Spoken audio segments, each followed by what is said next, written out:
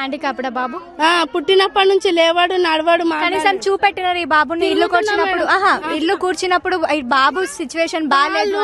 వాళ్ళు పేషెంట్లు చూస్తలేరు, మంచోళ్ళని చూస్తలేరు. ఆ పిల్లని ఇక్కడ ఆ పిల్లకు 15 రోజులు అవుతుంది మేడం. టైఫాయిడ్ జ్వరం వచ్చింది ఈ పాపకి. టైఫాయిడ్ జ్వరం వచ్చింది. ఇంకో బాబు పడుకున్నాడు, ఆ బాబుకి చెవు లేదు, ఈ బాబు ఏమో ఇట్లుంది. చూపెట్టినారా వాళ్ళకి? చూపెట్టిన సిచ్యువేషన్ ఇట్లుంది మా దగ్గర రాకండి. మాకు పైనుండి ఆర్డర్ వచ్చిందమ్మా, మా చేతులలో ఏం లేదు. మేము జాబ్ చేస్తున్నాము, మాకు పైనుండి ఆర్డర్ వచ్చింది. మేము వాళ్ళు చెప్పారు, మేము చేస్తున్నాం. మేము వాళ్ళు చెప్పినట్టు మేము వినకపోతే మా ఉద్యోగాలు పోతాయని అంటున్నారు. ఎట్లా మేడం? గరీబ్ వాళ్ళని కూడా చూడాలి కదా మేడం.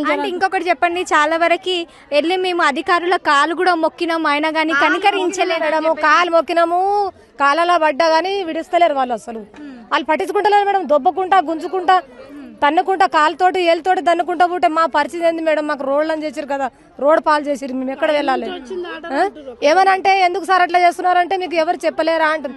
మాకు ఎవరు దిక్కున్నారు మేడం? మా బస్తీలు మాకే దిక్కు, వేరే వాళ్ళు ఎవరు దిక్కున్నారు? పండగ పూట నిన్న బతుకమ్మ మాకు అస్సలు ఎంత బతిమిలాడినా కానీ వదలలేరు మేడం. కొట్టుకుంటా తన్నుకుంటా వచ్చి కొట్టిర్రు మేడం. కొట్టుకుంటా బయట లాగేసి మొత్తం గులో కొట్టేసిపోయారు. గవర్నమెంట్ హాలిడే కదా మేడం, నిన్న సండే గవర్నమెంట్ హాలిడే ఉన్నప్పుడు మళ్ళీ కనీసం మాకు చెప్పాలి కదా, ఒక మాట ఇన్ఫర్మేషన్ ఇవ్వాలి కదా. కనీసం ఒక్కసారి మాకు చెప్తేనన్నా మేము ఎవరినన్నా బతిలాడుకుంటాం కదా. అలాంటిది కాకుండా పండుగ పూటనే పొద్దుగాల 5 గంటల నుంచి స్టార్ట్ పెడితే సాయంత్రం 5 గంటల వరకు చిన్న పిల్లలను పట్టుకొని బతిలాడినా కూడా, అలాంటి పిల్లలను చూపించి బతిలాడినా కూడా అసలు కనికరం అనేది లేదు.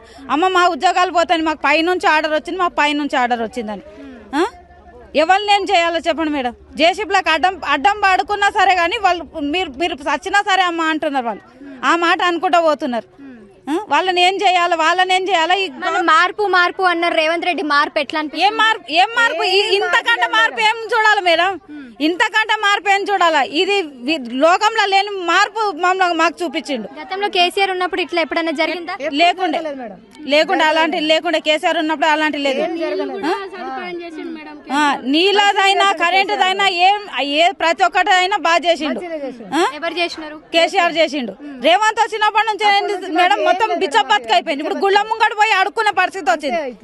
రోడ్ల మీద ఎట్లుంటారో కాళ్ళు చేతులు లేని వాళ్ళు అదే పరిస్థితి. ఇప్పుడు కాళ్ళు చేతులు ఉన్న మా మగవాళ్ళు మంచిగా ఉన్నా కూడా అదే పరిస్థితి వచ్చింది. ఇప్పుడు ఎలా బతకాలి? ఏడు ఉండాలా? ఇట్లా ఇల్లు కూలగొట్టినాక మేము ఏడు ఉండాలా? ఆ చిన్న చిన్న పిల్లలను వేసుకొని ఏడు ఉండాలి చెప్పండి మేడం.